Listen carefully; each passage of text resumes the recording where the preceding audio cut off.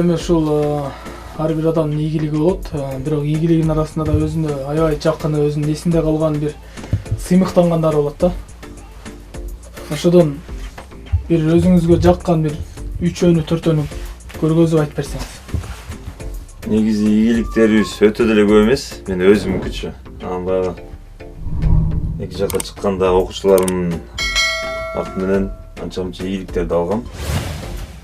Ыраазычылык каттар бар, арда грамоталар, мэрияныкы, губернатордукы, ошондой эле федерацияныкы көп алардын баардыгын айтып эле коеюн. Ошолордун ортосунда мондай атайын буларды балдарым сырттарын машинага ойноп салыштыр. 2017-жылы Кыргызстанда Көлдөй Азия чемпионаты болгон, бул бар. Андан кийин 2018 Азия чемпионаты Казакстанда, Астанада болгон. Ал жерден белек Бuyakta карап каласыз. Андан кийин биздин багы 2018-жылы көчмөндөр оюну. Ошол жерден федерациянын өзүнүн белеги. Андан кийин биздин багы эң сонун медальдардын бири, белектердин бири 2019 Азия чемпионаты тоже Ысык көлдө Чолпон Ата шаарында болгон. Ошол жерден берилген белек. Андан кийин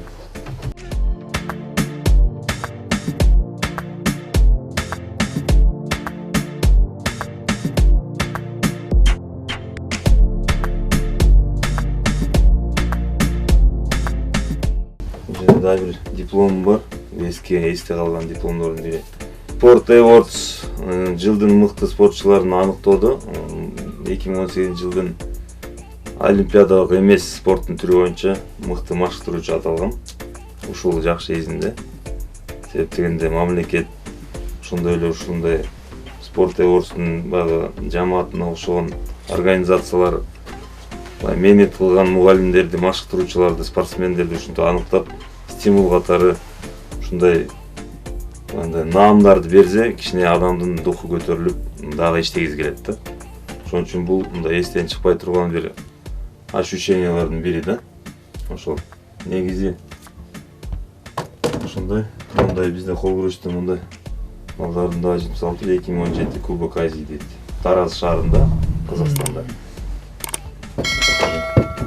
Ошол көп деле белек жок, калгандары бул боюнча айта кетсем, Краснодарский крайдын главный тренери Агрыч Сергей деген коллегабыз бар. Ошол белекке берген Россияда. Брату Каныбеку будь всегда сильным.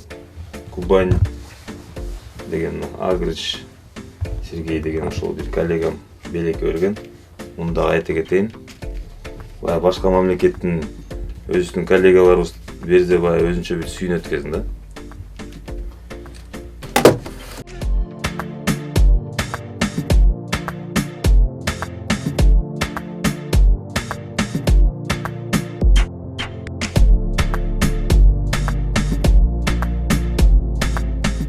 Ушул жерде сизге бир суроо да. Өзүңүз башка эмне жумуш кыласыз? Өзүм негизи Ташкөмүр шаарында балдар чыгармачылык үйүндө кол күрөш боюнча 20 жетекчисимин. Балдарды тарбиялайм, мугалиммин. Андан сырткары көмүрдө иштейбиз, тиричиликке. Бала чакамдын 2 уул, 1 кызым бар. Ташкөмүр шаарынын тургунумун. Жалал Абад ЖАГУны бүттүм, дене тарбия факультетин. Ошонун негизинде, дипломдун негизинде ишти жүргүзүп, ошо элге кызмат кылып, шаарда тиричилик кылып, ошо ата-энем үйүндө ошол жерде жашайм. Айтайын деген бул спорт багытында кеткен аябай татаал да. Мисалы биздин Кыргызстанда көп деле мисалы командировочный кайсыл жагы болбосун мындай төлөнүп берилиши өтө каржы маселеси кыйын да, мындай үй бүлө тиричилик деген бар да. Мындай өкүнбөйсүзбү ушул спорт багытын тандап алганыңызга? Негизи эле адам баласы өкүнбөш керек, себеп дегенде бул дүйнөгө жаралганына сүйүнүш керек. Кудайга шүгүр деш керек. 30га чыкканда сүйүнүш керек. 100гө чыкканда сүйүнүш керек. Себеп дегенде ар бир Кудай бизге берген да возможность. Ошон үчүн эч качан өкүнбөйбүз. Мамлекетибиз бар экенине сүйүнөбүз. президент баардыгы бизде бар, аким, калган баардыгы өзүңдө да.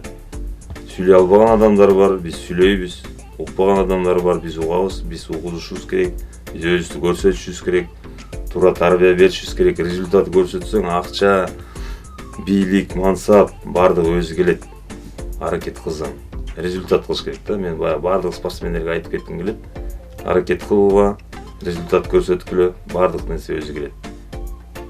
Ошон үчүн эч качан өкүнбөш керек да. Үмүтсүз бир гана шайтан демекчи. Баардыгыбыз үмүттү үзбөшүбүз керек жакшылыктан. Мамлекетибиз үчүн аракет кылсак, баардыгы жакшы болот.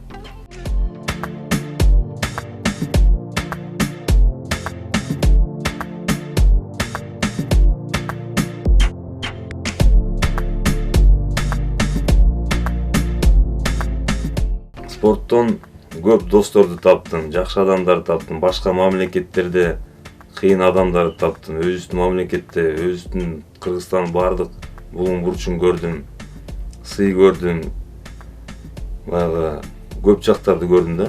Кол күрөштүн артынан 10дон ашык мамлекетке бардык. Эми спорт бул ден соолукту чыңайт. Негизи эле баягы спорт, Кудайга сыйынуу, баардыгын бирге алып кетсең, тууган урук менен катташуу, көп жакшы нерсени таптым да бул спорттон. И баардыгы табат эгерде ошону туура колдонсо. Эми ушунча деңгээлге жеттиңиз, эми кимдерге ыраазычылык айтасыз ушул деңгээлге жеткениңиз үчүн? Ыраазычылык негизи биринчи орунда Кудайга ыраазычылык келтириш керек, биринчи орунда. Андан кийин ушунча мээнет кылып, элибиз, жерибиз үчүн, Кудай үчүн аракет кылып келип атабыз. Ыраазычылыкты айта турган адамдар көп. Баягы бирин айтсаң бири калып кетет.